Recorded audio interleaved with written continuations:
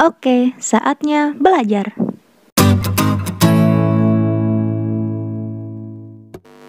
Hai adik-adik, kali ini kita akan belajar tentang cara tubuh mengolah udara bersih, pembelajaran pertama.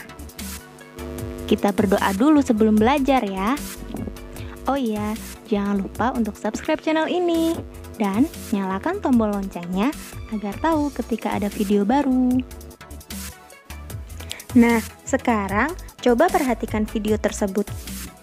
Tahukah kalian mengapa ikan selalu membuka dan menutup mulutnya ketika berenang? Untuk mengetahui jawaban tersebut, simak terus videonya ya. Assalamualaikum warahmatullahi wabarakatuh. Hai anak-anak, bagaimana kabar kalian hari ini? Dimanapun kalian berada, semoga kita selalu mendapatkan kesehatan dan keselamatan dari Allah Subhanahu wa Ta'ala. Nah, kali ini kita akan belajar materi kelas 5, tema 2, subtema 1, pembelajaran 1. Yang semangat ya!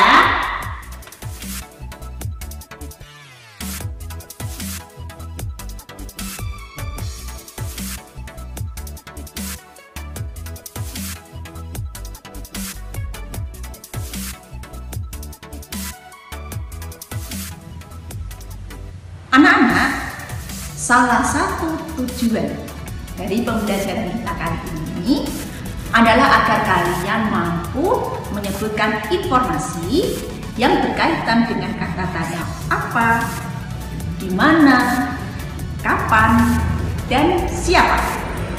Kalian tahu digunakan untuk apa kata-kata tanya tersebut? Nah, kata tanya apa menanyakan tentang sesuatu, bisa itu berupa benda, keadaan, atau perbuatan. Kata tanya di mana menanyakan tentang tempat, dan kata tanya kapan menanyakan tentang waktu. Sedangkan kata tanya siapa menanyakan tentang pelaku atau orang. Nah, agar kalian lebih memahami tentang penggunaan kata-kata tanya tersebut, sekarang mari kita simak teks bacaan berikut ini.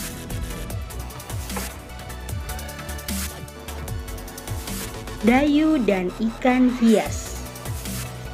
Dayu memelihara banyak ikan hias berjenis ikan mas koki. Ikan-ikan hias itu dipelihara dalam sebuah akuarium. Setiap hari, Dayu memberi makan ikan-ikannya. Dayu juga rutin membersihkan akuarium, lalu mengganti airnya dengan air bersih. Kegiatan itu ia lakukan seminggu sekali. Dayu senang melihat ikan-ikan di dalam akuarium berenang ke sana kemari. Dayu memperhatikan saat mulut ikan-ikan itu terbuka dan menutup. Seolah-olah ikan-ikan itu selalu menelan air. Dayu bertanya-tanya, apa yang dilakukan ikan-ikan itu? Sekarang, mari kita coba cari jawaban dari pertanyaan-pertanyaan berikut ini. Apa nama jenis ikan hias yang dipiara? Mari kita lihat bacaan untuk mencari jawabannya. Ikan hias yang dipiara berjenis ikan mas koki. Pertanyaan berikutnya, siapa yang memelihara ikan hias?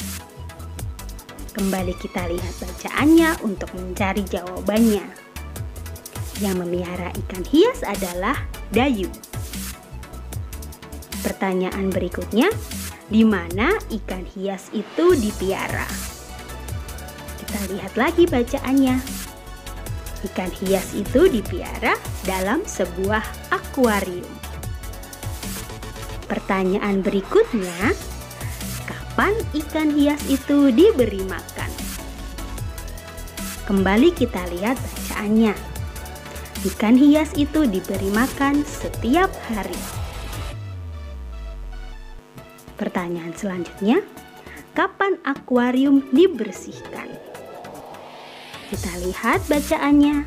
Akuarium dibersihkan seminggu sekali. Pertanyaan selanjutnya, apa yang diperhatikan Dayu saat melihat ikan-ikan hiasnya? Kita lihat bacaannya, kita temukan jawabannya. Yang diperhatikan Dayu adalah saat mulut ikan-ikan itu terbuka dan menutup.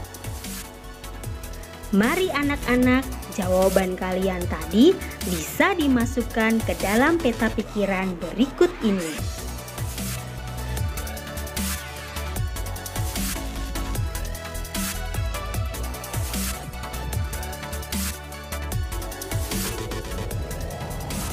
Nah, sekarang kalian sudah bisa kan menjawab pertanyaan yang menggunakan kata-kata tanya tadi? Mudah bukan? Oh ya Bu, saya punya sesuatu. Apa itu? Tada! Saya punya ikan cupang. Tidak hanya Dayu saja kan yang punya ikan. Kalau Dayu ikan koki, saya punya ikan cupang. Wah, cantik sekali ikannya ya. Iya, cantik. Nah, lihat Bu. Ternyata ikan cupang juga suka membuka dan menutup mulutnya. Iya, ikan memang suka membuka dan menutup mulutnya karena dia mengambil udara yang ada di dalam air untuk bernapas. Ikan bernapas menggunakan insang. Selain ikan, apakah hewan lain juga bernapas menggunakan insang? Oh tidak, berbeda hewan, berbeda juga alat pernapasannya. Kalau itu, mari kita pelajari alat-alat pernapasan pada hewan-hewan yang ada di sekitar kita.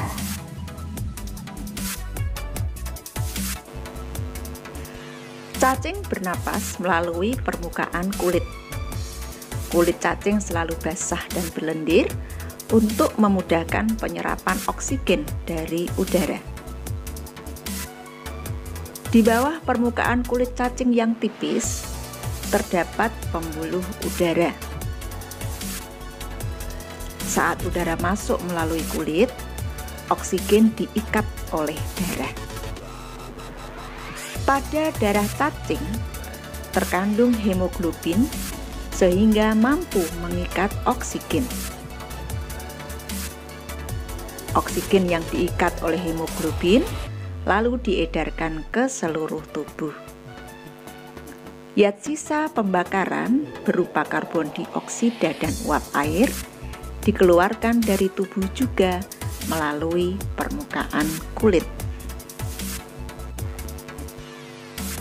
Alat pernapasan serangga berupa trakea, yaitu sistem tabung yang memiliki banyak percabangan di dalam tubuh.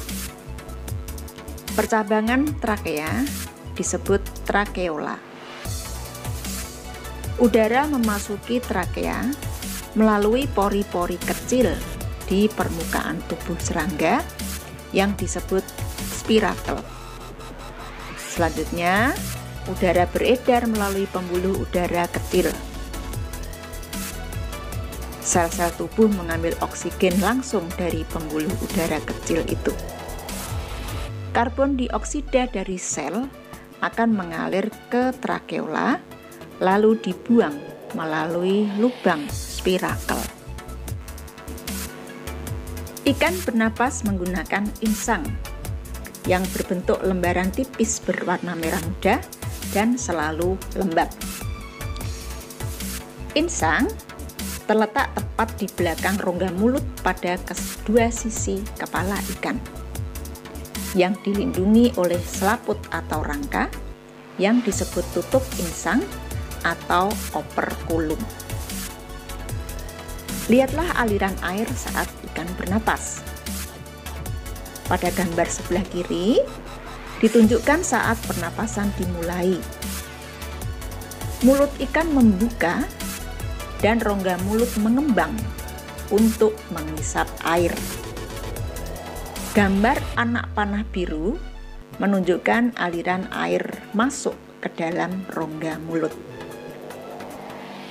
Sedangkan gambar sebelah kanan menunjukkan saat berikutnya mulut ikan menutup dan tutup insang membuka. Gerakan mulut ikan dan tutup insang itu secara bersamaan memompa air keluar dari rongga insang. Anak panah biru menunjukkan aliran air keluar melalui insang. Katak termasuk hewan amfibi, yaitu hewan yang hidup di darat dan di air. Saat masih berupa kecebong, katak bernapas menggunakan insang. Setelah dewasa, katak bernapas menggunakan paru-paru dan permukaan kulit. Permukaan kulit katak selalu basah agar memudahkan penyerapan oksigen dari udara.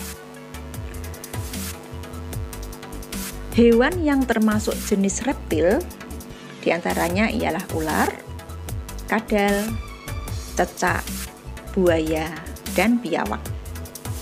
Reptil bernapas menggunakan paru-paru. Udara masuk melalui hidung, lalu ke batang tenggorok, kemudian ke paru-paru. Pada reptil yang sering berkubang di air seperti buaya, lubang hidungnya dapat ditutup selama menyelam. Dengan begitu, air tidak akan masuk ke dalam paru-paru. Burung bernapas dengan sepasang paru-paru. Udara yang mengandung oksigen masuk melalui lubang hidung menuju trakea. Dari trakea, udara sebagian masuk ke paru-paru dan sebagian lagi masuk ke kantong udara. Kantong udara burung berfungsi sebagai tempat menyimpan udara. Saat terbang, burung tidak menghirup udara, melainkan mengambil dari kantong udara. Kantong udara juga membantu burung saat terbang, membantu mencegah hilangnya panas tubuh yang terlalu besar, dan memperkeras suara. Mamalia adalah jenis hewan yang menyusui anaknya. Ada mamalia darat dan ada mamalia air. Alat pernapasan mamalia darat terdiri atas hidung, pangkal tenggorok, batang tenggorok, dan paru-paru. Sedangkan pada mamalia air, hidungnya dilengkapi dengan katup. Saat mamalia tersebut menyelam, katup akan menutup. Sebaliknya, saat mamalia tersebut muncul ke permukaan air, katup akan terbuka. Saat itulah mamalia air tersebut akan menghirup oksigen serta mengeluarkan karbon dioksida dan uap air. Wah, ternyata alat pernafasan pada hewan berbeda-beda ya. Menarik bukan pembelajaran kita kali ini? Kalau begitu, tugas kalian sekarang adalah buatlah bagan cara kerja organ pernafasan salah satu hewan yang telah kita pelajari tadi. Sekian pembelajaran kali ini, semoga bermanfaat. Wassalamualaikum warahmatullahi wabarakatuh. Terima kasih sudah menonton. Jangan lupa like, komen, dan subscribe. See you adik-adik.